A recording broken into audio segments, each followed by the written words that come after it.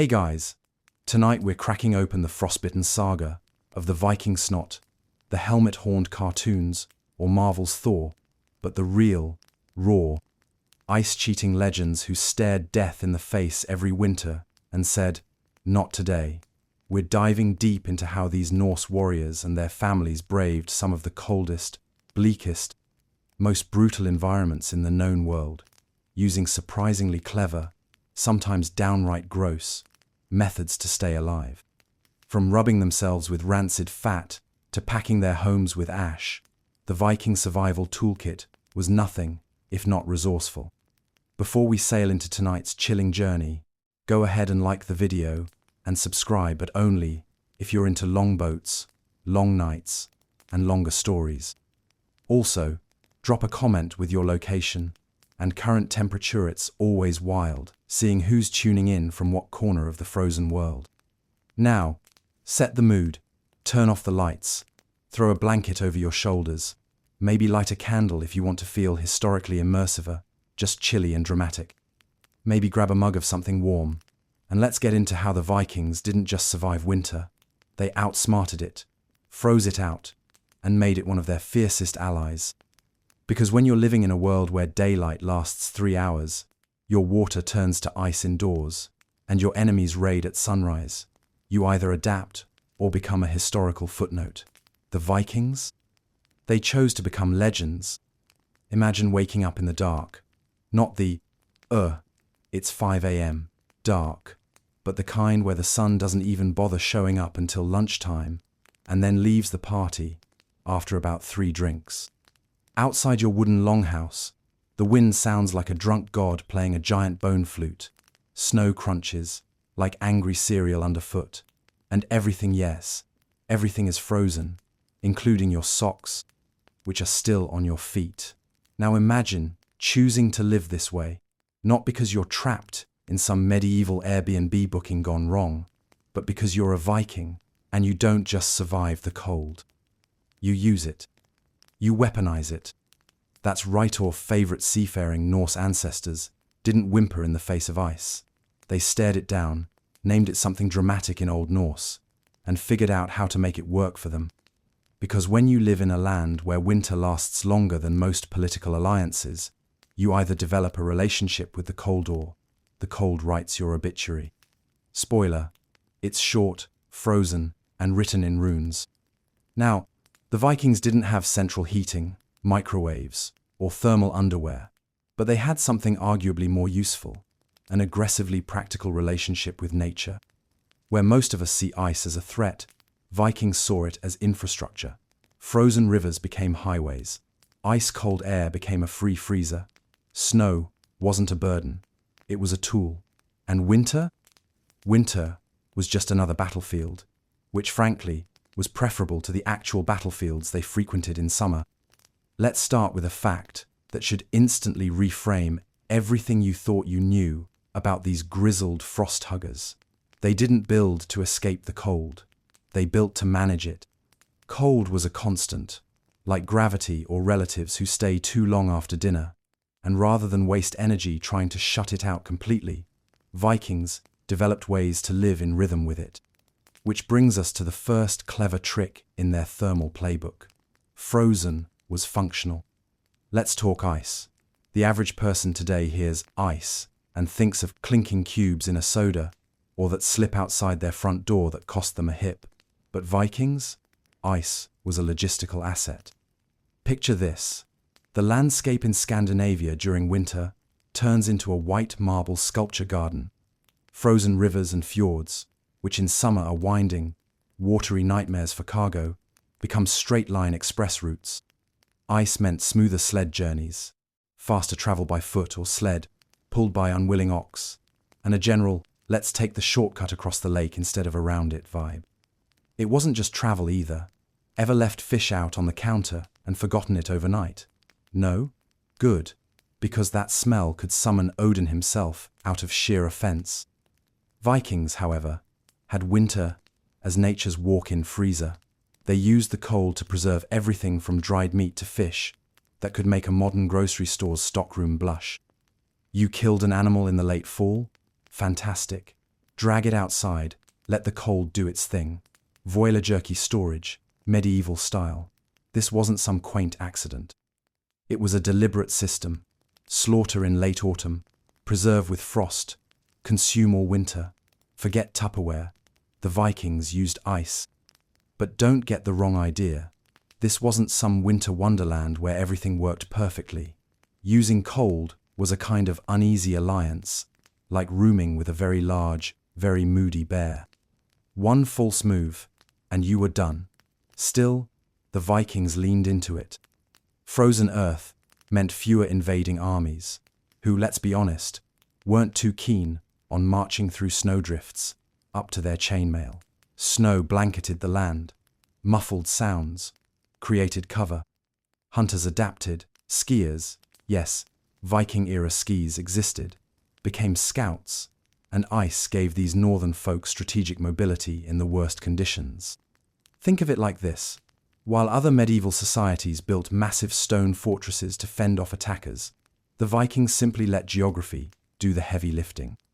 Winter wasn't just part of the landscape, it was the defense system. Try storming a village when your horse has frostbitten hooves, and your sword arm won't lift because it's frozen to your ribs. Not ideal. And then there was the psychological edge. If you're a Viking, cold isn't just a background condition, it's a filter. The weak don't make it. That's not poetic flourish. It was brutally, biologically true. Viking children were bathed in cold water at birth, not because their parents were trying to raise the next Norse Navy SEAL, but because being able to endure the cold was survival. No one pampered, no one coddled. Either you adjusted, or you were a cautionary tale by spring. This created a culture that didn't just endure the cold, but internalized it. The sagas are full of men and women who survived snowstorms, icefalls, and freezing seas. These weren't exaggerations, they were resumes. To thrive in Viking society, you had to be part ice sculpture. So, they trained for it, prepared for it, and when necessary weaponized it.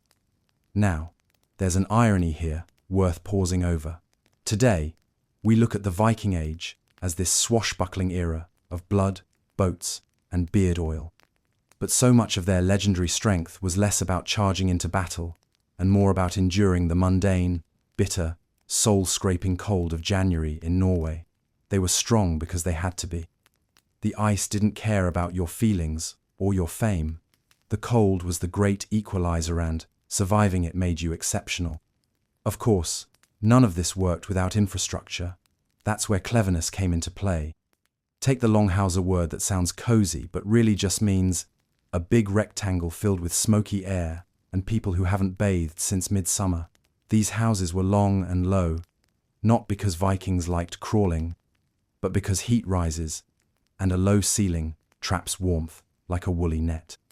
The cold outside might be doing its best imitation of the end of days, but inside, with enough people, firewood, and patience, it could be tolerable, maybe, on a good day.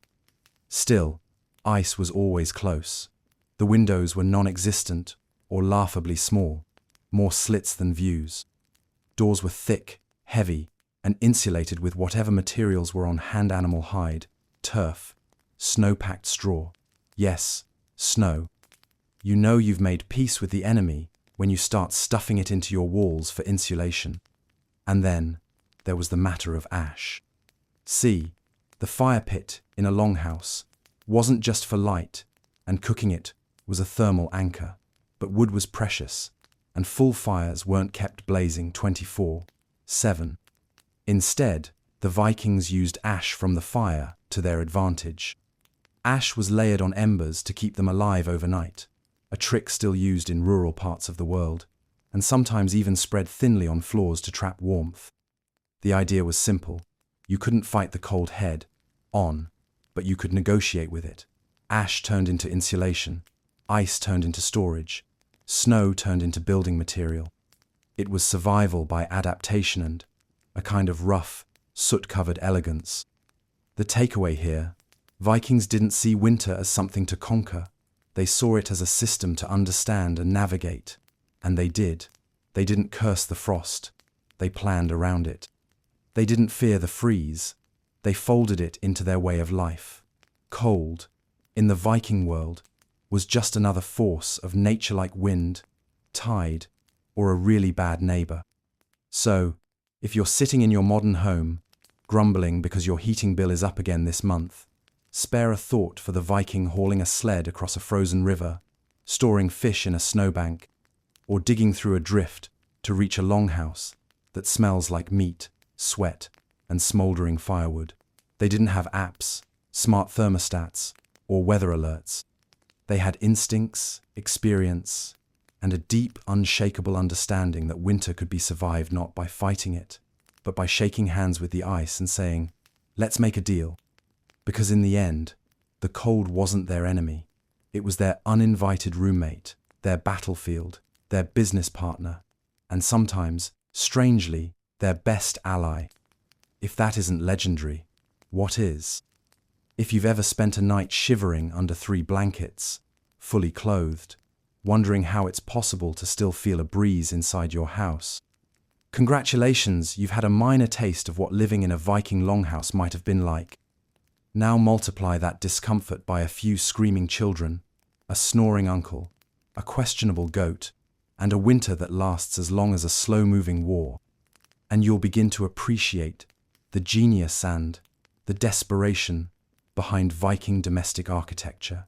Because in the great game of survival, the Norse didn't always play to win. Sometimes, they just played not to die before breakfast. Let's set the scene.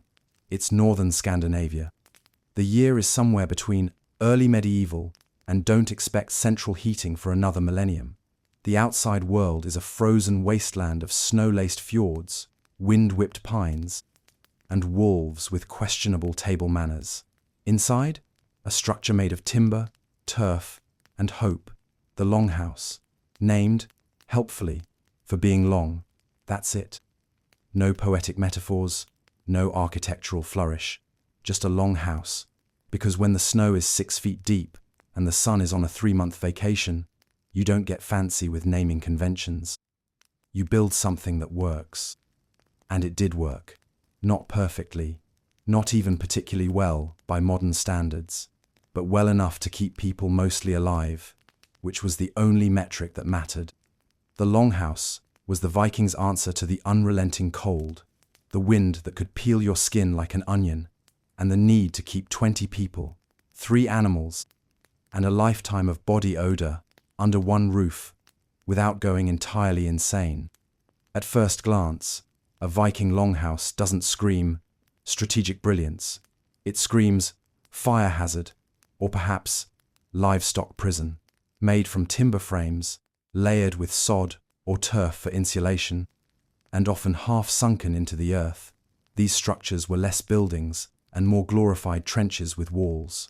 But that's the point. Viking architecture was rooted in pragmatism.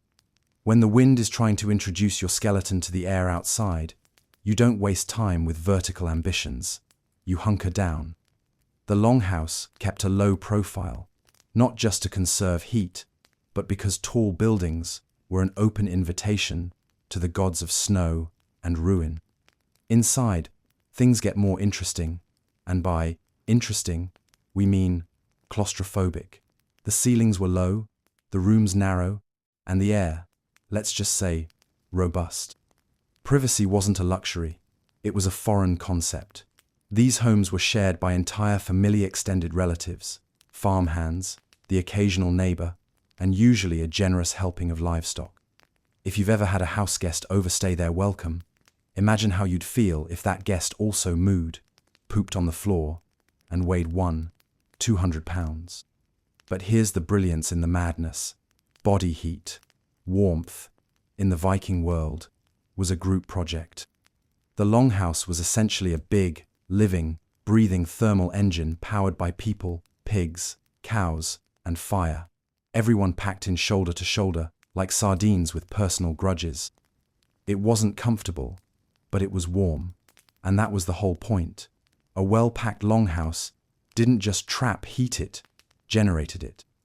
You didn't need a thermostat when you had Uncle Bjorn snoring on one side and a sheep pressed against your back. In fact, livestock were deliberately brought inside during the coldest months. Not because Vikings were sentimental about their animals, though there's something oddly tender about sleeping beside your economic assets, but because cows give off heat. A single adult cow can generate as much body warmth as a small wood-burning stove.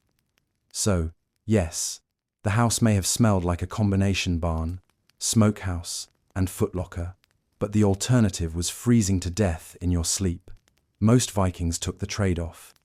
The fire pit was the other core feature of the Longhouser central strip, running down the length of the room, often little more than a raised trench lined with stones. No chimney, of course. Smoke just rose and lingered. It billowed up into the rafters, giving the house that distinctive smoked meat and carbon monoxide fragrance. But the design was intentional.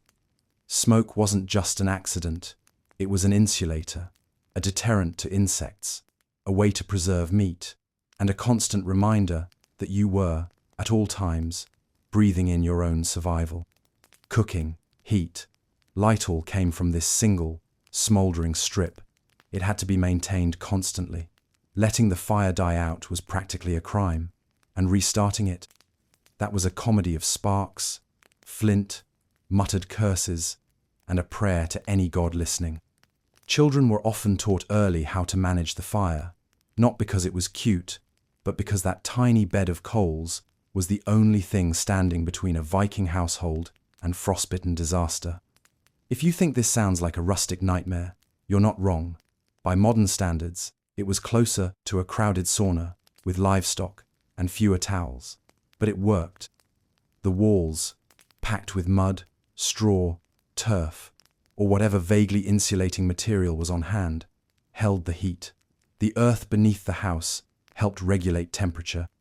Windows, if they existed at all, were covered with thin animal bladder translucent, barely functional, but better than letting the snow blow straight in. Sleeping arrangements were, let's say, cooperative. Benches lined the walls, often used for sitting by day and sleeping by night. Soft beds, only for the very wealthy. The rest lay down on furs, straw, or just whatever part of the floor wasn't currently occupied by a goat. Quilts were rare. Cloaks, old tunics, and layered wool did the job. And the secret weapon: proximity. Sleep wasn't solitary. It was strategic cuddling. You found a warm body, and you stayed there. No shame, no awkwardness, just survival. And here's where the Viking longhouse becomes almost philosophical. Because this wasn't just about beating the cold, it was about creating a micro-society built on shared discomfort and mutual need. Every night was a rehearsal in communal tolerance. You learned who kicked in their sleep, who snored like a dying walrus, and who was willing to swap spots with the goat. You learned patience, resilience, and that closeness wasn't just a matter of affection, it was an evolutionary advantage. Let's not pretend it was idyllic. Tensions ran high, smells ran higher, but the longhouse wasn't trying to be paradise. It was trying to be enough. Just enough space, just enough warmth, just enough sanity to get through the darkest months of the year without dying, murdering your relatives, or inviting a frost giant in by accident. During the day, the longhouse morphed into a workshop, kitchen, court, and school. Everything happened here. Food was prepared, stories were told, cloth was woven, tools were repaired, arguments were had, marriages were negotiated, and laws were declared. The line between public and private life, non-existent. If you said something dumb, 20 people heard it. If you said something profound, 20 people heard that to right before someone interrupted to ask if the soup was ready. And this brings us to the strange heart of it all. The Viking longhouse wasn't just a shelter, it was a crucible. It forged more than warmth, it forged community. You couldn't hide in your room because there were no rooms. You couldn't isolate, sulk, or wallow privately. Every emotion, every conflict, every joy and grief played out in the shared air of that smoky, crowded, endlessly alive space. It was part home, part trial by fire. And everyone who lived there came out changed. So the next time your heating goes out and you're wrapped in 3 sweaters, complaining about frost on the inside of your window, remember this: somewhere, over 1,000 years ago, a Viking was curled up between a cousin, a cow, and a pile of firewood, listening to the wind howl outside and thinking, not bad, at least we've got ash on the floor. Because in a world built of cold, ice, and endless dark, the longhouse wasn't just a strategy, it was a statement. A declaration that said, we'll get through this, together, even if it smells like goat. If you've ever tried to light a campfire and ended up coughing like you've been tear-gassed by a marshmallow, congratulations, you've still had a more ventilated experience than the average Viking. Because heating a home without a chimney is a bit like trying to bake bread inside a wood stove while you're still inside the stove. Now imagine doing that for months on end, through an Arctic winter, with your entire extended family and a few cows watching. That's not just survival, that's a slow roast with commentary. The Vikings, ever the pragmatic romantics of the early medieval world, believed in 3 things: strength, the gods, and smoke as a building material. Not smoke from a building material as a building material. To them, a home wasn't truly warm until it resembled a haunted sauna. And while the Romans were perfecting heated floors, and the Chinese were busy inventing actual chimneys, the Norse were squatting around an open fire in the center of the longhouse, blinking through layers of soot and acting like it was the most normal thing in the world, because, for them, it was. Let's start with the fire itself, the centerpiece, the hearth, the sacred ground of every Viking home, and by sacred, I mean the only thing keeping your toes attached through February. Viking homes didn't have stoves or ovens or nice little grates. They had fire pits, usually a shallow trench lined with stones and clay, running down the middle of the house like the spine of some enormous wooden beast. On this open flame, they cooked their meals, dried their clothes, softened their boots, warmed their bones, and incidentally, filled their lungs with smoke. You see, in a world without chimneys, fire doesn't rise and float elegantly out of a flue like in a cozy Christmas card. It creeps, it coils, and then it squats under the roof beams like a lazy god refusing to leave. The smoke went up, yes, but then it kind of hung out. There were small holes in the roof, an architectural suggestion, really, but they never quite did the job. The result? A perpetual indoor haze thick enough to slice. A Viking longhouse wasn't just dimly lit, it was a low-budget volcano simulator. Living inside one was like being permanently seated at the back of a smoky tavern, except you couldn't leave, and the drinks were suspiciously warm goat's milk. But the smoke, as it turns out, had its perks. For starters, it preserved the wood. That's right. Viking beams, blackened and charred over decades of exposure to soot, were less likely to rot or attract insects. It's a bit like seasoning a cast iron pan, painful at first, but worth it in the long run. And it did more than strengthen timber. It deterred pests. Fleas, lice, and other historically famous plagues of the medieval household were far less enthusiastic about nesting in a house that regularly filled with eye-stinging fog. Say what you will about the indoor air quality. At least the rats were coughing too. There was also the social angle. Gathering around the fire wasn't just a practical move, it was a ritual, a communal act that defined Viking domestic life. Sitting close meant warmth, yes, but also gossip, storytelling, plotting raids, and occasionally arguing over whose turn it was to poke the embers. The fire was the TV, the heater, and the kitchen all in one. And like any good entertainment system, it made noise, required constant maintenance, and occasionally tried to kill you.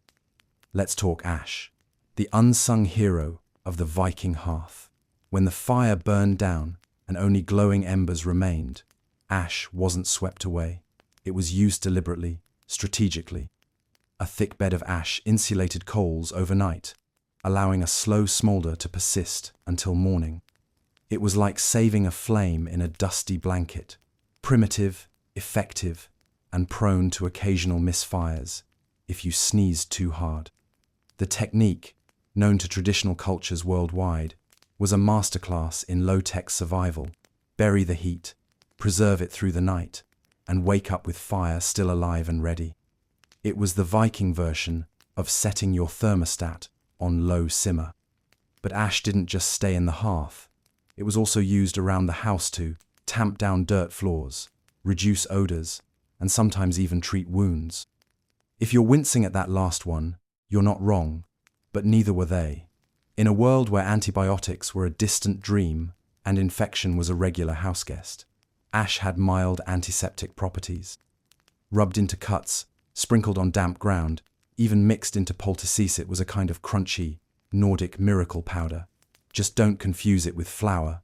That's a different kind of tragic. Now, let's be clear. This was not a romantic life. The fire smoked, the air choked, your clothes reeked. The ceiling got sticky with soot, and on particularly rough days, the smoke hugged the floor instead of the rafters, leaving you crawling around like an overcooked badger just to breathe. Children, elders, and anyone with lungs, so everyone, were constantly exposed to airborne threats that modern people associate with heavy industry or chain-smoking dragons. Still, for the Vikings, this was less a problem than a way of life. Complaining about smoke was like complaining about the weather or axe wounds. It happened, but no one took it seriously. And while they didn't have the medical knowledge to link smoke inhalation to things like chronic respiratory illness, they absolutely understood cause and effect. If the smoke was too thick, people coughed. If the coughing got too bad, they opened a door or poked a bigger hole in the roof.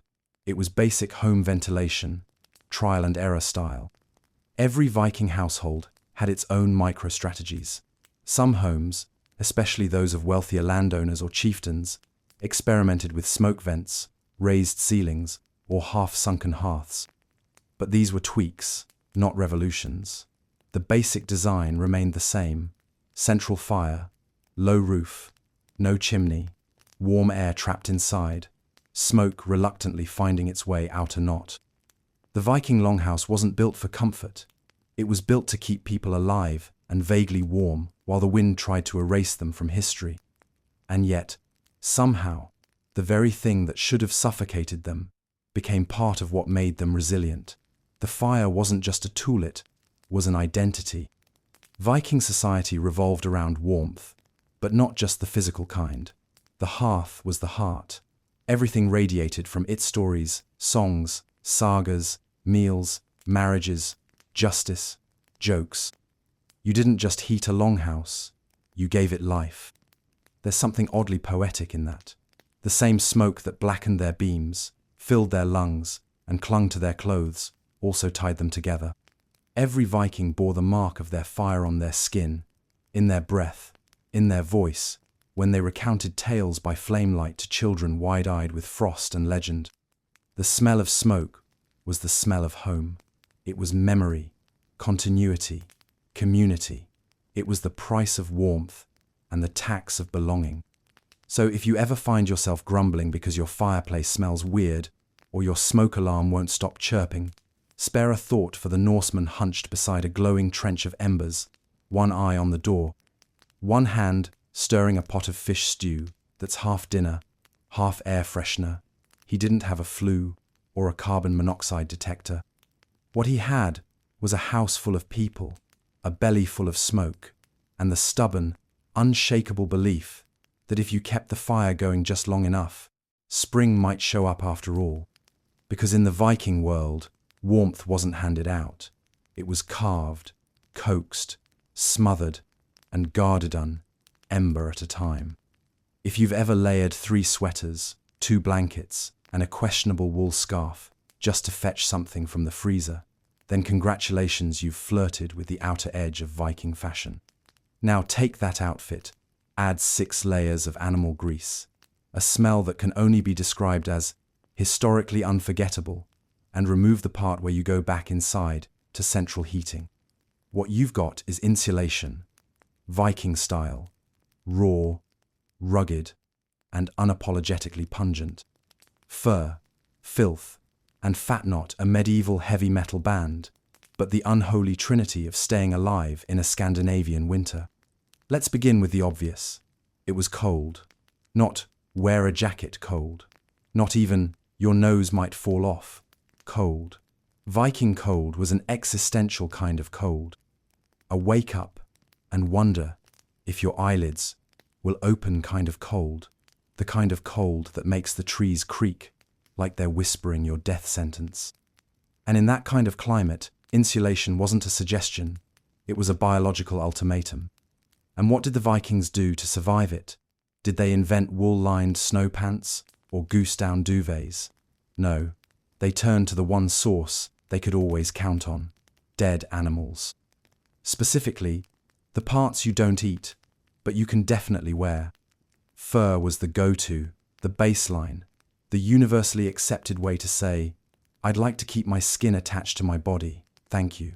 Wolf, fox, bear, seal, and reindeer if it had hair and didn't run fast enough.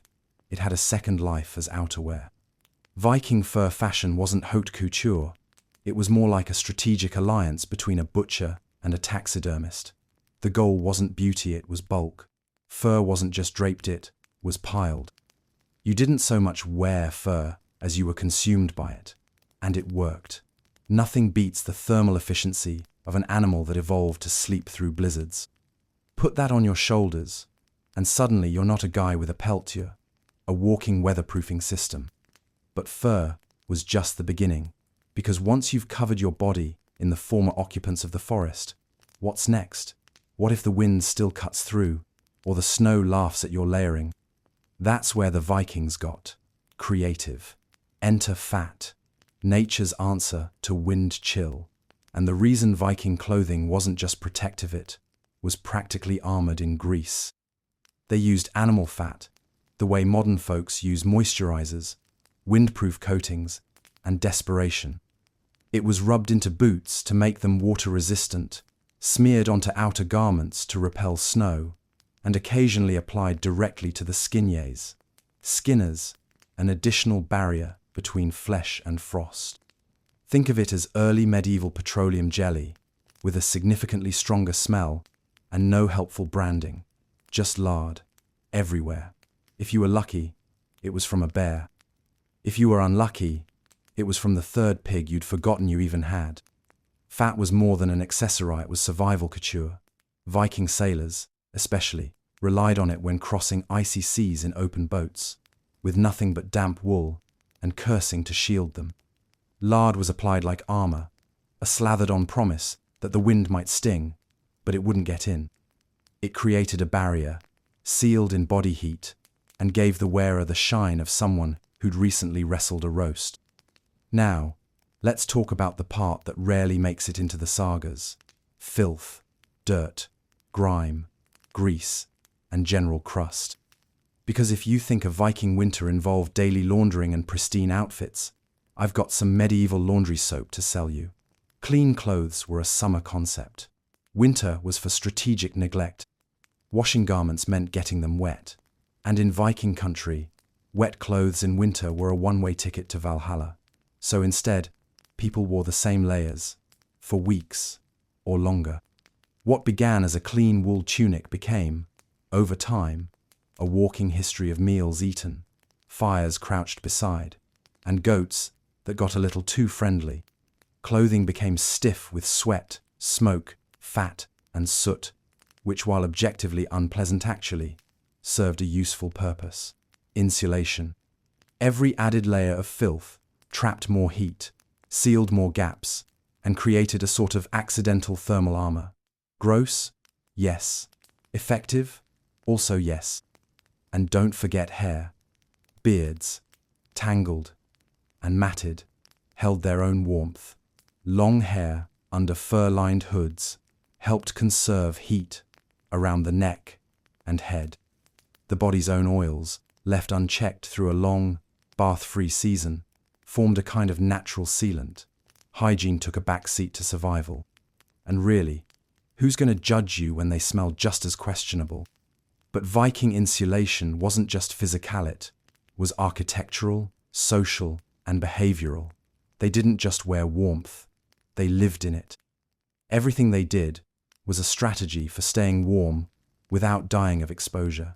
Cloaks were double-layered and pinned at the shoulder to allow movement and wrapping. Undergarments, when used, were usually linen, but as winter wore on, they became heavier with wool, and then heavier still with the slow accumulation of grit and grease. Footwear was essential. Vikings wore leather shoes stuffed with straw or moss for insulation, nature's version of memory foam, if memory foam were compostable and frequently damp. Layers of wool wrappings served as socks. If you stepped into a puddle, your only hope was to get to a fire before your toes staged a quiet mutiny. Even bedding reflected the insulation mindset. Furs laid over straw, shared blankets, layers of cloak severy. Viking night was a group experiment in preventing hypothermia. You didn't sleep alone unless you really needed a quiet night, or you were dead, often both. Now, there's a theme here worth noticing. Viking insulation was never elegant. It was a series of overlapping, smelly, semi-effective layers designed to hold back the inevitable. And the fact that it mostly worked is a testament to just how well the Norse understood their environment, not as a problem to be solved, but as a condition to be managed, one clump of sheep wool at a time. Because the cold didn't just sneak in through windows or cracks in the wall, it came for your bones, your breath, your ability to function. Insulation, then, wasn't comfort, it was resistance. Every greasy boot, every crusted tunic, every soot-streaked cloak was a statement. Not today. Frost. And for all their blood and iron, the Vikings didn't survive by brute strength alone. They survived by being clever, by using every available resource, including the ones most people wouldn't consider. They didn't care that their clothes stank. They cared that their fingers still worked in February. They weren't bothered that their cloaks doubled as animal repellents. They were too busy not freezing to death. So yes, Viking insulation was fur, filth, and fat.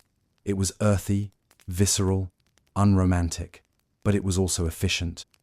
It kept them alive long enough to build ships, raid kingdoms, and carve stories into stone. And maybe that's the real magic. That something so smelly, so basic, so gloriously gross, could help shape a culture remembered for its resilience. The next time you pull on a fleece and turn up the thermostat, remember, 1,000 years ago, someone wrapped themselves in 3 layers of seal fat, matted wool, and goatskin boots, so you could one day complain that your living room is a bit chilly. And that, in its own strange way, is kind of beautiful, or at least beautifully disgusting. There are bad fashion days, and then there's Viking winter outfit, bad. Picture this. It's January, the sun hasn't shown its face in 3 weeks, your breath freezes mid-air, and the wind is having a full-on existential crisis. You step outside wearing 7 layers of wool, all varying shades of was once white, and you've sealed the outfit with a generous smearing of animal fat that makes you glisten like a sad roast. You stink. You itch. You squish slightly when you move. But you're alive, and in the Viking world, that meant you were overdressed just the right amount. Fashion, for most of us, is about expression. For the Vikings, it was about not turning into a human icicle. Viking winterwear wasn't chic. It wasn't minimalist. It was functional with a vengeance. Like a sheep exploded, and someone decided, yeah, that'll do. There was no such thing as too many layers, only too few. The goal wasn't to look good. The goal was to make it to spring with all your fingers still attached. So, let's unpack the look, or rather, the looks, because Viking winter fashion was less of a coordinated ensemble and more of an evolving strategy, an ongoing negotiation between the cold and your dignity. At the base of it all, there was wool, scratchy, thick, gloriously insulating wool. Viking sheep weren't raised for their cuteness, they were walking textiles. Their wool was sheared, spun, and woven into tunics, cloaks, leggings, hoods, and basically anything that could be wrapped, tied, or layered. And layer they did. The first thing you put on in the morning was a linen undershirt if you were lucky enough to have linen. Linen was lighter and didn't itch like wool, which made it a kind of luxury buffer zone between your skin and the reality of Viking textiles. Over that came the tunic, which was less a shirt and more a wearable tarp. Worn long and loose, it trapped heat and allowed movement ideal for farming, raiding, or aggressively not freezing. Then came the trousers, typically made of wool as well, tied at the waist with a belt that doubled as a utility strap. Vikings didn't have pockets because what they needed was warmth, not convenience, so their belts were where they hung knives, tools, and anything they didn't want to lose in a snowdrift. The trousers were tucked into wool leg wrappings, crisscrossed, and tied tight to keep out wind, snow, and the general feeling of doom that accompanied Arctic gusts. On top of the tunic, you'd throw on a cloak, because no self-respecting Viking left the house without their woolen superhero cape. Cloaks were pinned at one shoulder with a brooch, which sounds fancy until you realize that brooch doubled as a weapon if someone tried to steal your turnips. And they didn't wear one cloak, they layered them. A light cloak, a heavier cloak, sometimes even a fur-lined cloak if they had access to a particularly generous reindeer. Then came the boots, leather, lined with whatever plant material or animal bits were available. Moss, straw, hair, wool, scraps, anything that could be crammed into a shoe and walked on without instantly disintegrating was considered insulation. Socks, if they had them, they were wool, thick, and more of a formality than an actual solution. Your feet were always cold, always. Warm toes were a myth told to children. Now, if you're wondering how all of this held up in a sleet storm, the answer is not great. Wool repels moisture to an extent, but eventually, even the thickest tunic will surrender to sideways snow. So the Vikings turned to a less elegant but disturbingly effective solution: grease. Animal fat, specially from pigs, bears, or seal swaz, rendered down and applied liberally. It was rubbed onto boots, onto cloaks, sometimes even onto exposed skin.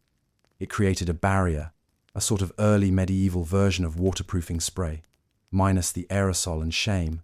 Viking clothing didn't just keep you warm, it sealed you in. If you smelled vaguely like smoked ham, congratulations, you were doing it right. The smell, of course, was unavoidable. Vikings were not known for daily bathing, and when you're wearing 12 pounds of damp wool and pork fat, your aroma enters the room before you do. But in winter, that wasn't a problem. It was a feature. Smell was warmth. Smell was survival. If your clothes could stand up by themselves, you were insulated enough to last another night. Hats, gloves, and scarves. Yes, but not in the form we know them. Head coverings were essential. A simple wool cap or a hood attached to the cloak trapped the body heat that would otherwise rise and make a break for it. Hands were covered with mittens or wraps again. Wool, again, scratchy, again, better than frostbite. Scarves weren't stylish neck flourishes. They were strips of cloth tied tightly to keep your breath from freezing your own face. And then there was the hair. Viking hairstyles weren't just aesthetic. Long hair, braids, and beards weren't fashion statements. They were insulation. Hair trapped heat. Beards kept your chin from freezing off. And braiding wasn't just about looking fierce. It kept your hair from tangling into a mat every time a blizzard slapped you across the face. In a pinch, a beard could even be used as a hand warmer, though the logistics are best left unexplored. Women's clothing followed similar principles: underdress, overdress, apron, dress, cloaks, head coverings, boots all made of wool, all layered, all about preserving warmth. Not silhouette. Jewelry, if worn, was less about accessorizing and more about function pins to hold layers in place. Beads strung onto garments for luck, status, or both. The point wasn't to dazzle, it was to not perish. Children, by the way, were not exempt from this layering ritual. Viking kids were swaddled in whatever scraps were available: miniature tunics, small cloaks, spare fur bits. If it fit, and it wasn't currently on fire, it went on the child. Babies were bundled like burritos and worn close to the body for shared warmth. Parenting in the Viking world wasn't about playdates and baby yoga. It was about making sure your offspring didn't turn blue in their sleep. And all of this, the wool, the fat, the dirt, came at a cost. Movement. Getting dressed in Viking winter wear was an event. Once you were layered, you stayed that way. Removing garments was an ordeal. Bathroom visits were strategic. There was no quick change. You didn't just pop out for firewood. You geared up, like you were heading into battle with the weather itself. But the irony? For all their effort, Vikings still got cold. Their clothes were heavy, their boots leaked, and their cloaks flapped like wet sails. Wind still found the gaps. Snow still crept in. Their skin cracked, their breath froze, their fingers went numb. Viking winter fashion was not about defeating the cold, it was about enduring it long enough to laugh at it in spring, which honestly is what makes it so impressive. They didn't have performance fabrics, synthetic fibers, or high-tech waterproof membranes. They had sheep, fat, and stubbornness. And they turned that into a wardrobe that could withstand months of relentless weather, ocean spray, and the kind of snowstorms that break your spirit. So the next time you're tempted to complain that your coat isn't warm enough, consider this. Somewhere around the year 850, a Viking farmer just smeared bear grease on his knees, wrapped his legs in goat hair, and walked out into a sleet storm without complaint. And he did it because fashion, in his world, was less about looking good and more about not dying creatively. In the end, Viking winter fashion wasn't fashion at all. It was survival engineering. It was the fine art of wearing everything you owned at once and pretending that the fat smudge on your cloak was there on purpose. It was hard, itchy, smelly, and cold. But it worked. And when the spring thaw finally came, you peeled off those layers, blinked at the sun, and thanked the sheep. Because they, more than anything else, had kept you alive. If someone told you that you could stay warm in winter by sprinkling your floors with ash and surrounding yourself with blood, bones, and the fragrant perfume of animal droppings, you'd probably assume they were describing either a horror movie set or a particularly eccentric wellness retreat. But in the Viking world, that was just Tuesday. When survival meant making peace with mess, the line between home and barnyard blurred with a degree of commitment that would give modern sanitation inspectors night terrors. This chapter is about how the Vikings, outgunned by the elements and outmatched by their architecture, turned to the dirtiest parts of their world to help keep warm, literally building their winter survival strategies on soot, offal, and what the livestock left behind. Let's start with ash. Ash was, in many ways, the Viking version of duct tape. It was everywhere, it did everything, and it didn't require you to leave the longhouse. Every time the central fire burned down, and it did, because they didn't have 24/7 logs delivery services, it left behind piles of soft grey dust. Now, today we sweep that up, dump it in a bin, and move on with our filtered air and radiant floor heating. But for the Vikings, ash was a free, versatile, oddly soothing building material. You wouldn't just leave it in the hearth. Ash was scooped, scattered, and layered across the packed dirt floors of the longhouse. Why? Because dirt, while reliable and budget-friendly, has a couple of pesky flaws, chief among them being that it turns into cold, wet mud at the drop of a hat, or snowflake, or goat bladder window covering. When snow melted or rain seeped in, the floor became a freezing swamp. Ash helped fix that.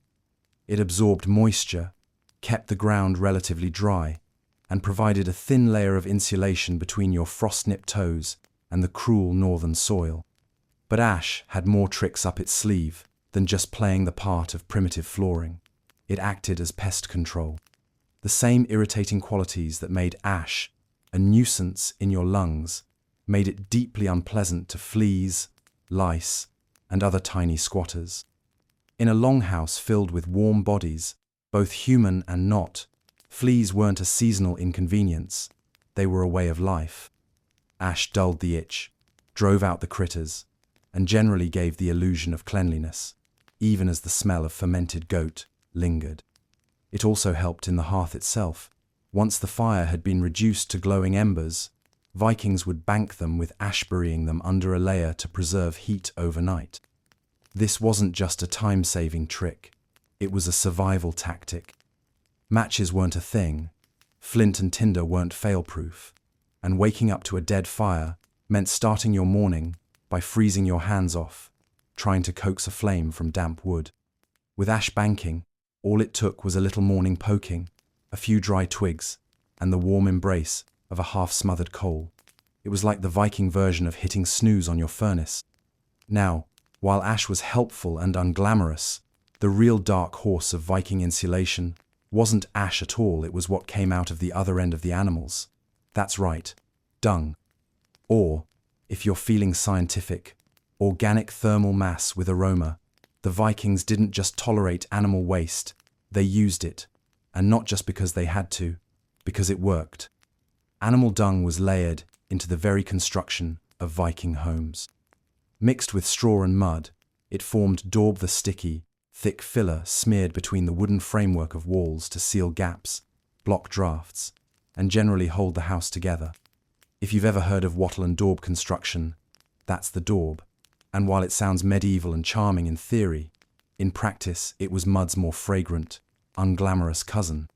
This mixture hardened over time, becoming a kind of ancient plaster. Yes, it flaked.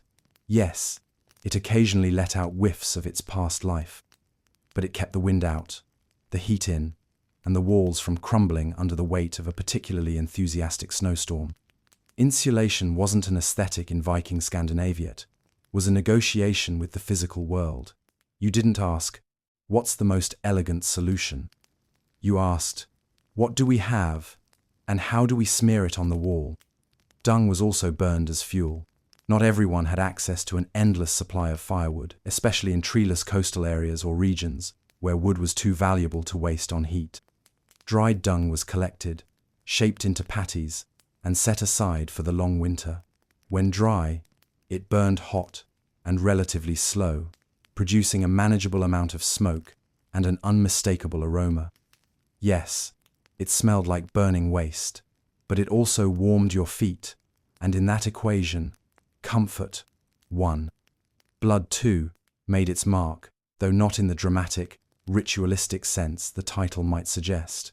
When animals were butchered for winter provisions, every part was used.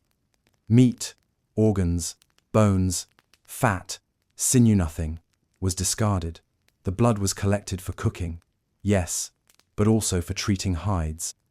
And those hides, once dried, scraped, and cured often with ash and urine, became wall hangings, bed coverings, and sometimes crude insulation tucked into roof beams and floor gaps.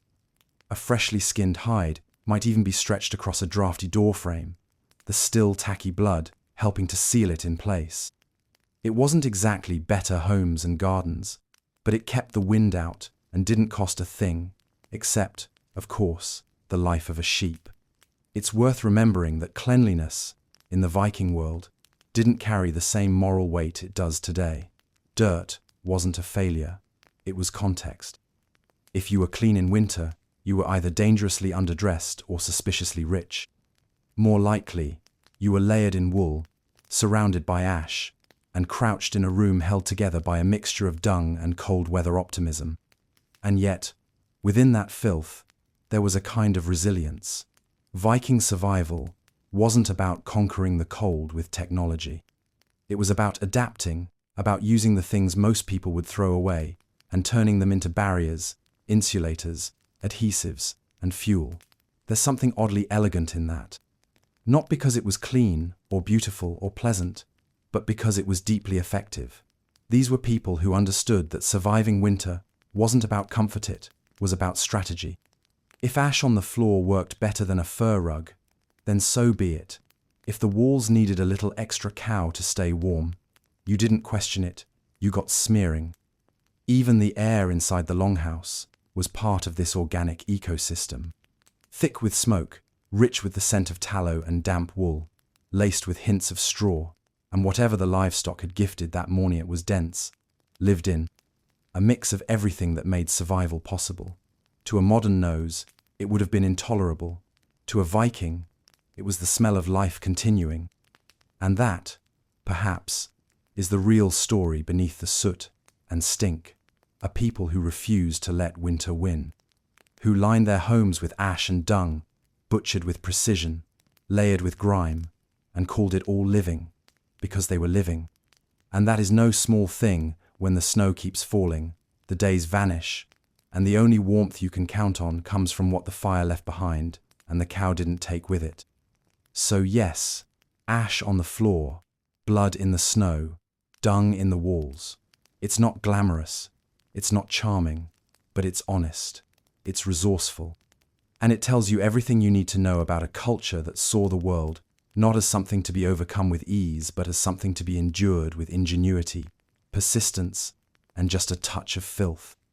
After all, sometimes survival is less about what you build and more about what you're willing to step in. There are few phrases in life that truly prepare you for medieval hardship, like sleeping like a Viking. It conjures something stoic, something iron, jawed and noble, perhaps a solitary warrior wrapped in fur, dozing beside a flickering hearth after a long day of conquering things. But here's the truth. Sleeping like a Viking meant curling into a rough pile of humans, goats, cloaks, and assorted hay, praying the person next to you didn't snore, drool, or accidentally kick you in the kidneys before sunrise. If you think your shared hostel bunk bed experience was intense, welcome to the Longhouse, where sleep was communal, practical, and above all strategic. The average Viking longhouse in winter was less a place of repose and more of a battlefield against the cold. Sleep wasn't about peace, comfort, or dreams. It was about heat management. The kind of sleep that might save your life or at least most of your toes. You didn't drift off to the gentle hum of silence. You passed out mid-conversation, sandwiched between your cousin, a sheep, and someone who once tried to marry into the family. Personal space didn't exist. The walls may have been made of timber and turf, but the insulation, that came from the people inside, stacked and nested like slightly grumpy Scandinavian matryoshka dolls. Let's start with the physics. The longhouse was built low and tight. A central hearth ran its length, burning smokily and constantly, not because the Vikings enjoyed brooding ambience, but because without it, everyone inside would have frozen solid before the third act of the evening saga. But a fire alone wasn't enough to battle the deep, creeping frost of a Scandinavian night. So the real secret weapon? Humans. Body heat. Glorious, musky, irreplaceable body heat. One Viking alone couldn't generate enough warmth to keep the cold at bay. But 10, 15, a whole family, plus livestock, and maybe a guest who wouldn't leave. That created a microclimate. Sleeping became a cooperative act, something between thermodynamics and trust fall. You didn't huddle because you liked each other, though maybe you did, if the saga was a romantic one. You huddled because the alternative was a slow descent into hypothermia. Sleeping arrangements were at best fluid. There were no assigned bunks, no turn-down service, no monogrammed pillows. Instead, there were benches along the walls, sometimes raised to avoid the cold leaching up through the floor, sometimes just furs thrown over dirt. If you were wealthy, you might have had a proper bed frame, possibly curtained for privacy or status. If you were not, you made do with proximity, a thick tunic, and someone else's borrowed body heat. The trick was in layering. You didn't strip to sleep. Quite the opposite. You slept in layers. Wool, under fur, under hope. Your cloak doubled as a blanket. Your boots stayed on if it was particularly colder, if you didn't trust your brother not to borrow them while you were asleep. Garments that had soaked up the warmth of your day stayed on into the night, trapping the residual heat like sad, woolen thermoses. Children were often buried beneath a pile of adults. Not in a sinister way, just a practical one. The smallest, most vulnerable bodies were swaddled and tucked in close to the core of the group. They were the heart of the human furnace. Elders, too, were positioned to benefit from the collective heat. It wasn't etiquette, it was necessity. Viking parenting in winter meant creating a sort of human lasagna layers of warm bodies, strategically placed for maximum survival. And livestock?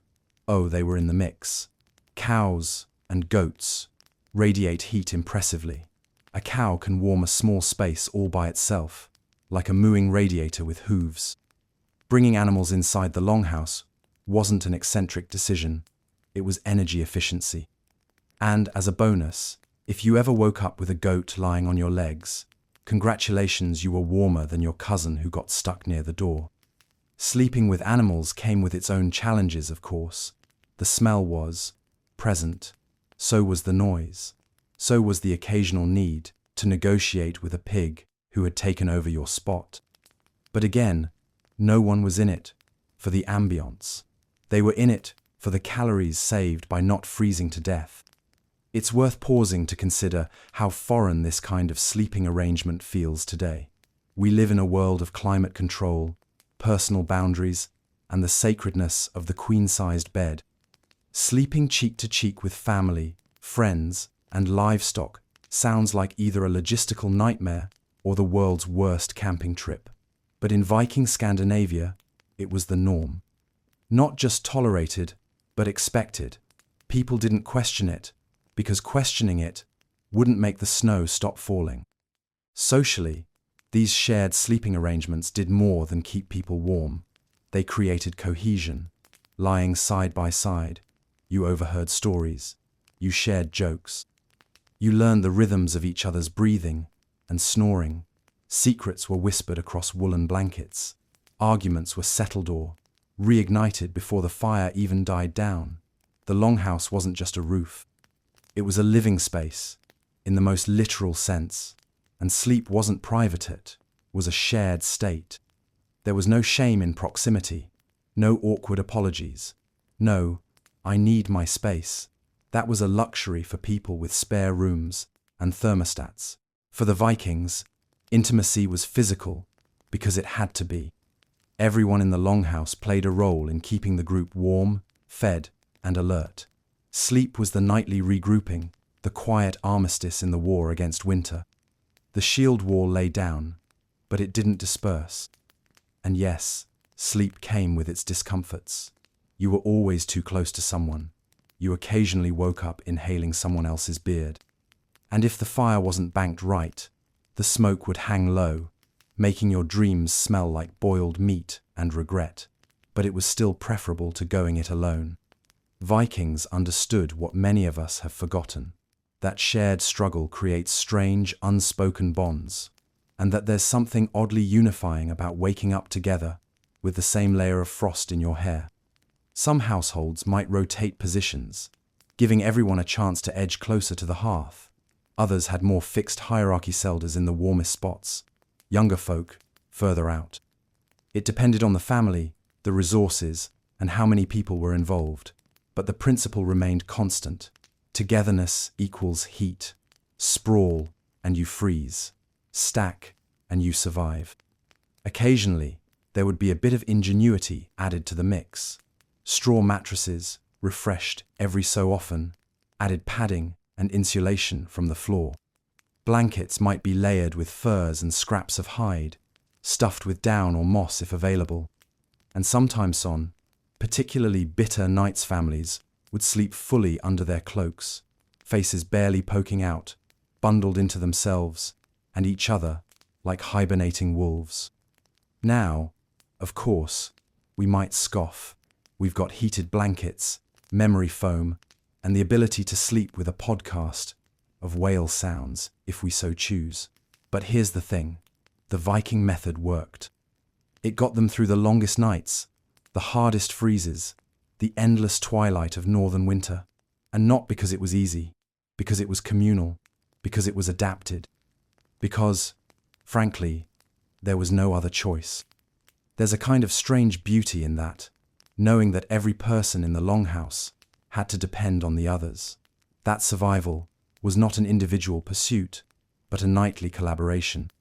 That warmth was not a luxury purchased, but a phenomenon built from human closeness and the deeply unsexy but undeniably effective act of sleeping like a shield wall. So the next time you climb into bed and adjust your pillow to that one exact spot you like, think about the Viking farmer lying between his grandmother and a goat, wrapped in the same cloak he wore to work, to eat, and to fight. He didn't have sheets, privacy, or the faint sound of a rainfall playlist, but he had body heat, he had proximity, and he had a very clear understanding that in winter, you either shared the bed or you dug one. Because when the ice crept in and the fire burned low, there was no such thing as sleeping alone, only warm, awkward, overcrowded survival. And maybe, just maybe, that's what made them strong. Winter is nature's way of asking, are you absolutely sure you want to keep living here? And in the case of the Vikings, the answer was a defiant, frostbitten yes though. It often came muffled through a mouthful of dried fish and questionable stew.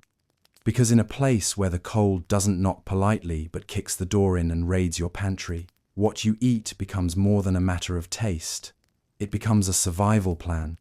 And for the Vikings, food wasn't just fuel, it was insulation, strategy, and sometimes a mildly terrifying mystery. Let's be clear, Viking cuisine was not designed to impress your Instagram followers. There were no artfully arranged cheese boards or poetic drizzles of honey. This was a people who looked winter in the eye and said, I will fight you with salted meat and thick porridge. And they meant it. When the days got shorter and the air turned so sharp it could slice your skin, the Viking kitchen turned into a war room. Because surviving a Scandinavian winter wasn't about hibernating, it was about eating smart, often, and with enough fat content to make your modern nutritionist weep. The Viking diet was, by necessity, heavy, not emotionally, though that too, but calorically. Their bodies were engines that ran on fat, protein, and whatever else they could coax out of a land that spent half the year impersonating a freezer. Fresh vegetables were a fond summer memory. Fruit was what happened if the gods were in a particularly generous mood. But root vegetables, now, there was a friend you could count on.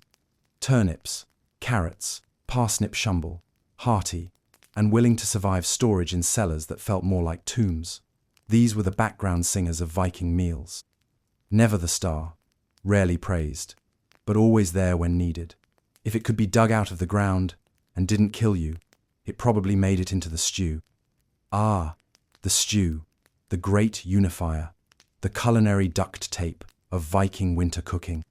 Whatever you had went into the pot: meat, fish, grains, old onions, herbs that had long since given up on being aromatic. Stews simmered low and long, not just for flavor, but to help warm the longhouse and stretch meager ingredients over days. A good stew could be replenished continuously, each meal a remix of the last. It was comfort food, except comfort was measured in survival odds rather than satisfaction. But the real backbone of the Viking winter diet was meat. And not just any meat that had been slaughtered in late autumn, preserved with salt, smoke, or freezing temperatures, and stored with the kind of obsessive caution usually reserved for treasure. Because it was treasure, a well-fed Viking wasn't just content they were equipped. Every bite of dried beef or smoked lamb was a bite against the cold. Salted meat was the most reliable. Salt acted as a preservative and a seasoning, which meant Viking food was, at the very least, not entirely bland. Salt was valuable, and so was the labor that went into salting and storing food. It wasn't glamorous work, but in January, when the fjords were frozen and hunting was a game of diminishing returns, no one was mocking the salt curers. Smoking was also common, hanging meat above the hearth, where the constant fire dried it slowly, infusing it with enough smoke to deter bacteria, pests, and faint-hearted dinner guests. Smoked fish, in particular, was a staple. Herring, cod, salmon, if it swam, the Vikings fished it, cleaned it, and hung it up to become an edible piece of future hope. And then there was fat, glorious, calorie-rich, winter-defying fat. Modern diets treat fat like a moral failing. Vikings treated it like gold. Lard was rendered and stored. Tallow was saved and reused. Fatty cuts were prized. You didn't trim fat off your meat, you treasured it. It lined your ribs, shielded your organs, and gave your body something to burn when the cold tried to take you down from the inside. Butter was a luxury, especially in winter when cows weren't exactly churning out surplus cream, but when it was available, it was treated with the reverence it deserved. Some households stored it in barrels underground, salted and sealed, waiting for the coldest months to unwrap it like a dairy-flavored miracle. Cheese, too, played its part, mostly hard, sharp varieties that could endure storage and still taste vaguely edible by spring. Grains, when available, were stretched as far as possible. Barley was the go-to, resilient, flexible, and just bland enough to let dried meat or boiled roots take center stage. It was made into bread, porridge, beer, and occasionally a mood enhancer. Because let's be honest, after 3 months of darkness, a bit of barley beer wasn't so much recreation as therapy. And, speaking of bread, picture a golden loaf fresh from the oven. Viking bread was dense, hard, something between a flatbread and a weapon. It was baked in stone ovens when possible, or on hot rocks when that wasn't an option. It was fuel, not fluff, a vessel for meat, a partner to soup, and occasionally a plate. Honey was the one sweet escape. Rare, yes, and hardly a pantry staple, but when it was harvested, it was treasured, not just for food, but for mead, fermented honey drink. Viking happy juice. It was consumed during feasts, celebrations, and possibly to make winter slightly less bleak. Was it strong? Absolutely. Was it warm? Only emotionally. But it brought light to long nights and turned the act of surviving into something worth toasting. Feasting, when it happened, was the great contradiction. On one hand, winters were lean and rationing was critical. On the other, when there was a feast, say, after a successful raid or before the worst of the cold set in, it was a spectacle. Whole animals roasted, ale flowing, songs sung at volumes that compensated for how out of tune everyone was. These weren't just meals, they were morale campaigns. The feasts also served another purpose: solidarity. When the cold made daily life a grind, gathering to eat reminded the Vikings they weren't facing it alone. Food was communal, both in scarcity and abundance. You shared what you had, not because you were generous, but because next week it might be your turn to need. Even preserved blood found its place in the kitchen. Blood sausage, blood pancakes, soups. If it could be eaten, it probably was. The Viking approach to food was exhaustive and pragmatic. Waste nothing. Eat everything. If it had calories, it had value. Hunger was the enemy, and culinary squeamishness was a luxury they couldn't afford. And let's not forget the seasonal planning. Vikings didn't eat in winter what they hadn't planned for in summer. Food was grown, caught, or bartered, then preserved through grueling labor.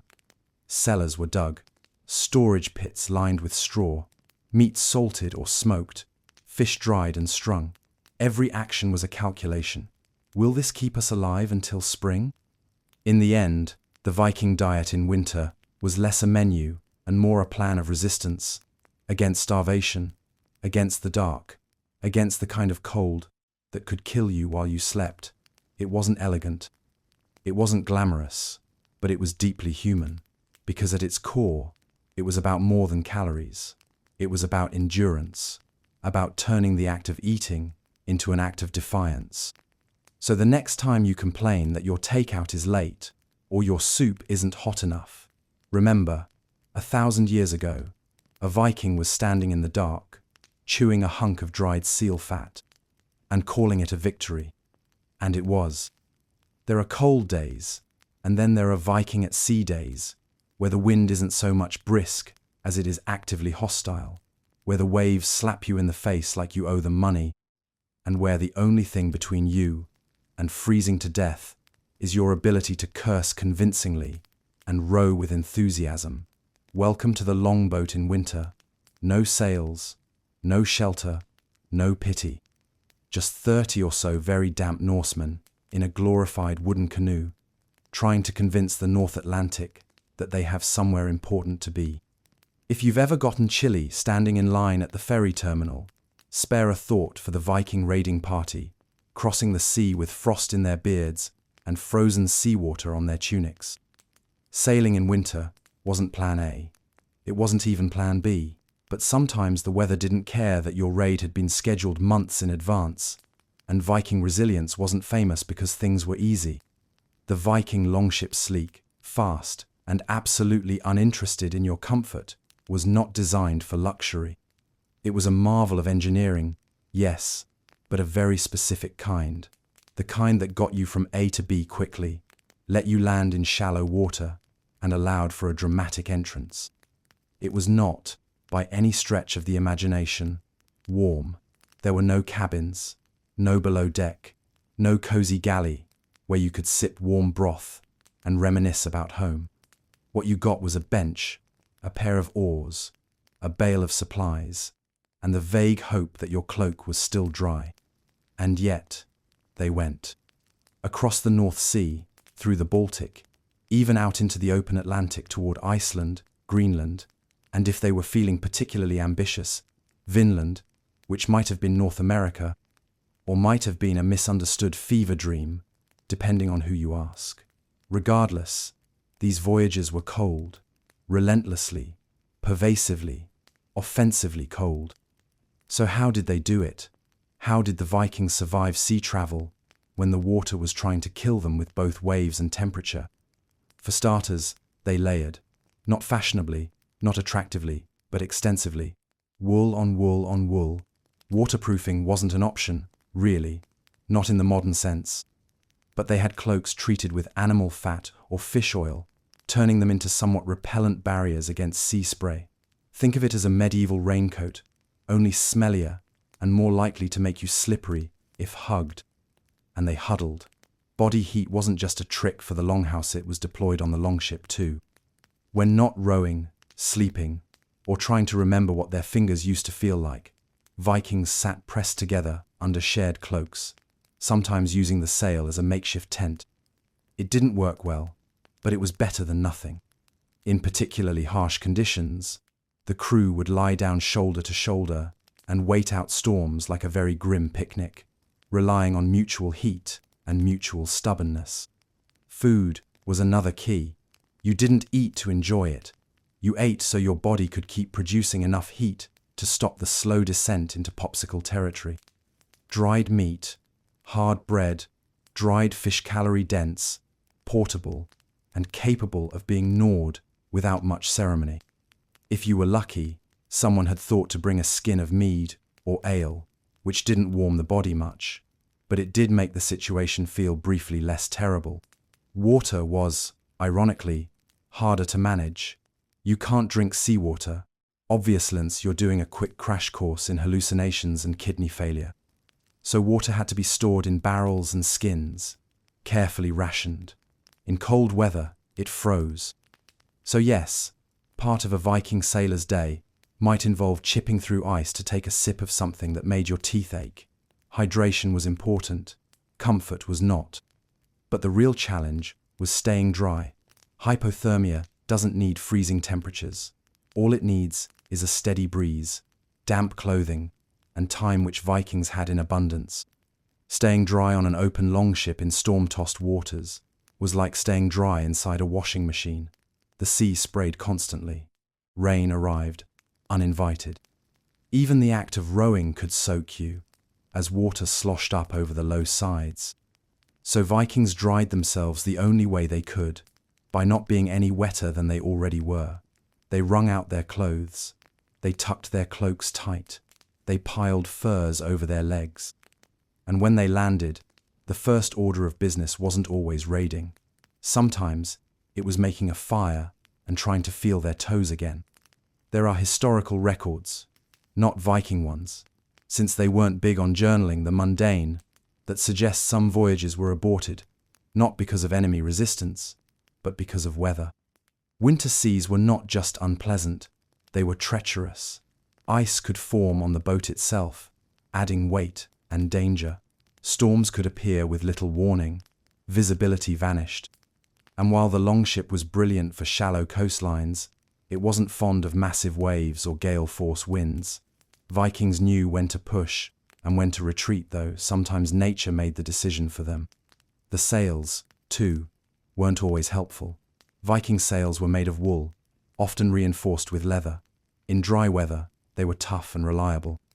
In wet weather, they became heavy, sagging canvas beasts that caught wind like a sulking towel and responded to commands with the enthusiasm of a cold cat. Reefing the sail, pulling it down during rough conditions, wasn't a small task. It required teamwork, speed, and occasionally, luck. One lesser-discussed trick of Viking sea survival was knowledge of currents and wind. The Norse weren't just brave, they were smart. They studied the sea, watched birds, noticed patterns in driftwood. They used sunstone's translucent crystals like Iceland's Sparto, navigate even on overcast days. It wasn't magic.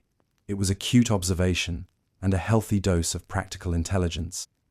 You didn't survive the open sea in a wooden boat by guessing. Of course, there was also sheer resilience. Modern studies of cold exposure and endurance have nothing on what a Viking sailor experienced. Imagine rowing for hours, in freezing wind, soaked through, fingers numb, shoulders aching, and no real sense of when you'll see land again. Now imagine doing it willingly, because you believe there's opportunity on the other side: wealth, land, trade, or just the story you'll get to tell if you make it back. That was the Viking gamble. And more often than not, it paid off, if not in riches, then in reputation. Let's not forget, either, that the longboat was open to the stars. At night, there was no protection from cold air rolling off the sea. No lanterns, no cabins, no distraction from the sheer discomfort of existing. You lay down in your damp cloak, curled into a ball, and waited for morning a land. The only warmth was shared warmth. The only comfort was the creaking of the timbers and the sound of your shipmates equally miserable around you. Despite all this, the longship was beloved. It was fast, nimble. It let the Vikings go places other ships wouldn't dare. They could navigate rivers, slip into fjords, and land on beaches where others needed harbors. That flexibility came at a cost, namely, any illusion of comfort. But Vikings weren't looking for comfort. They were looking for conquest, or trade, or exile, or escape, sometimes all four. And so they layered, and huddled, and rode. They dealt with freezing spray, cracked hands, stiff joints. They thawed out around fires when they landed, drank what they had, laughed when they could, and sailed on.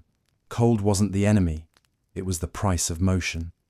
And Vikings, above all else, were people of movement. So the next time you complain about your boat ride being a little breezy, just imagine 30 Vikings, half frozen and drenched, rowing toward an uncertain shore in the middle of winter, all for the chance to raid a monastery or maybe settle somewhere slightly less frozen. Because that's the thing about Viking sea survival. It wasn't elegant, it wasn't convenient, but it worked.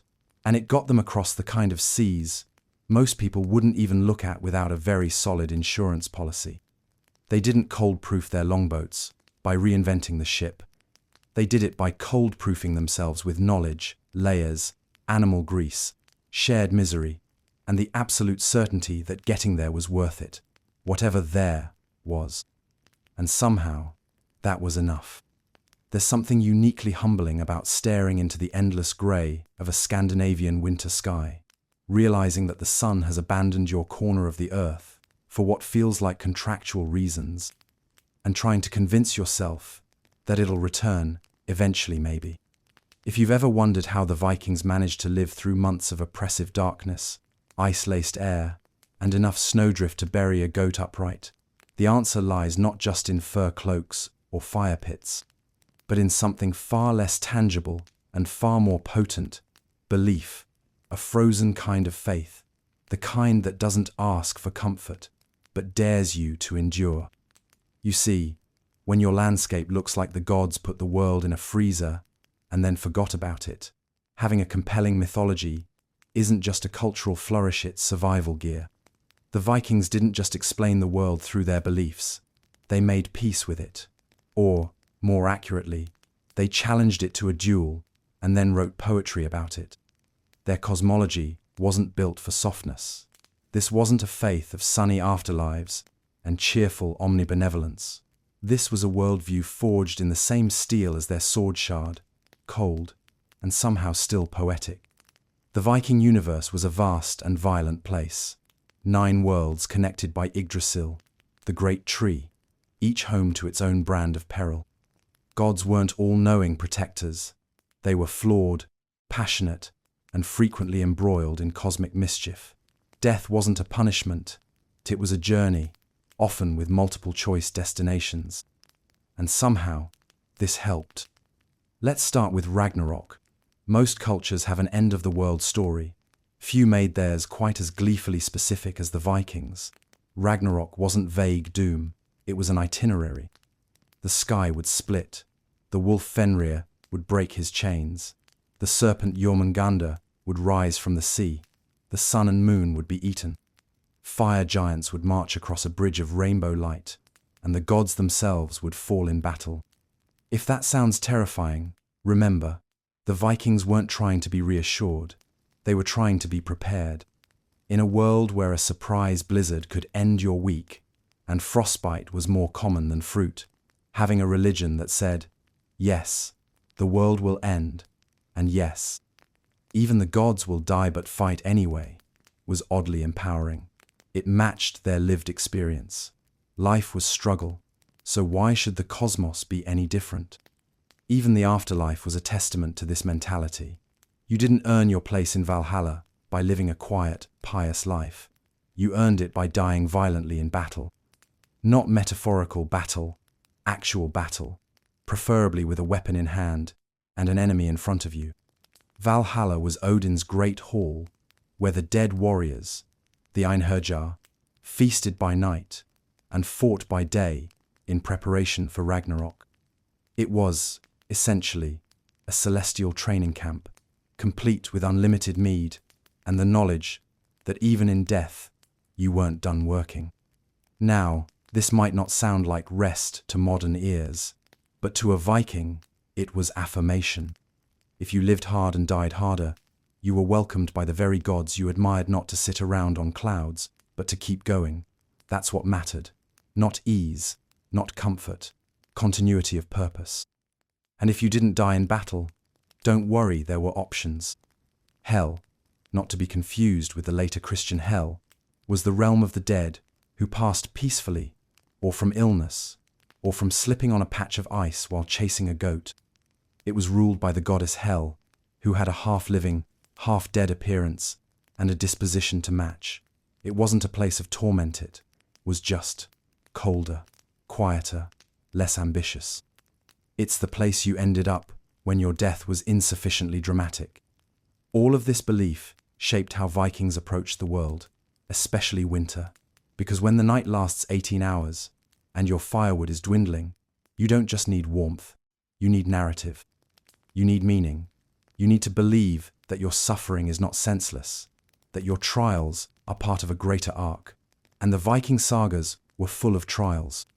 They told stories of gods who endured, who lost eyes or sons or lives in pursuit of greater goals, of heroes who ventured into frozen wastes, braved monsters, returned changed or didn't return at all. The lesson was never that the world was safe. It was that facing it mattered.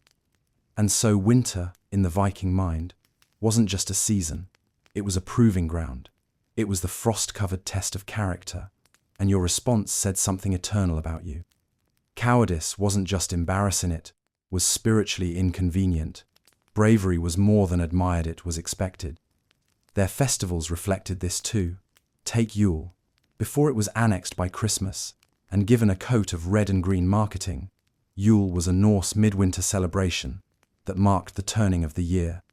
It involved sacrifices of both animals and, occasionally, enemies, feasting, drinking, and the burning of large logs, a tradition so resonant that the Yule log persists, even if it's now more cake than combustion. Yule was a defiant act, a way of saying, yes, the world is cold, and the sun has abandoned us, but we are still here. We will eat, drink, and light fires big enough to be seen by the gods. It wasn't cheerfulness, it was resistance, a refusal to let the dark have the last word. Even the runes, those cryptic, jagged letters, carved into stone and bone, carried a kind of faith, not just in gods, but in continuity. The act of writing was powerful. To carve something permanent into the world was to declare, I existed, I saw the snow, I endured. Many runestones speak not of grandeur, but of memory. So and so raised this stone in memory of his father. A name, a date, a fragment of warmth in a frozen land. It's also worth noting that the gods themselves were not immune to winter's touch. They weren't aloof immortals, they suffered. Odin hung himself from the world tree for 9 nights to gain knowledge. Thor wandered through the wilderness to prove himself. Loki made everything more complicated, as chaos tends to do. But the point is, even the divine struggled. And if gods could persevere through hardship, then surely so could the mortals who worshipped them. And so, belief became insulation, not literal, like furs or fire, but emotional, psychological. It gave the Vikings something to wrap themselves in when the snow closed in and the night dragged on too long. It made the hardship part of the story, not a deviation from it. You weren't just cold, you were enduring like your ancestors, your gods, your heroes. This isn't to say that everyone was constantly inspired. Surely, there were days when the mythology felt less comforting and more like poetic justification for miserable living conditions. But even then, it was justification, a lens through which to understand why life hurt and why it was worth pushing through anyway. And maybe that's the most human thing about it all, the way they folded their hardship into meaning, the way they made room in their belief system not just for triumph, but for frostbite, loss, and the quiet persistence of getting up each day and facing the same frozen wind. If your heater breaks today, you file a complaint. If your soup takes too long to heat, you check your microwave. But if you're a Viking, the cold isn't something to escape, it's something to live with. And the beliefs you carry aren't there to spare you the suffering, but to make you brave enough to bear it. In the end, the Viking winter was a crucible no just of survival, but of soul and frozen faith. It wasn't about comfort, it was about conviction. The kind that says, yes, the sun will come back. Yes, we will endure. And even if we don't, let it be said that we met the darkness singing.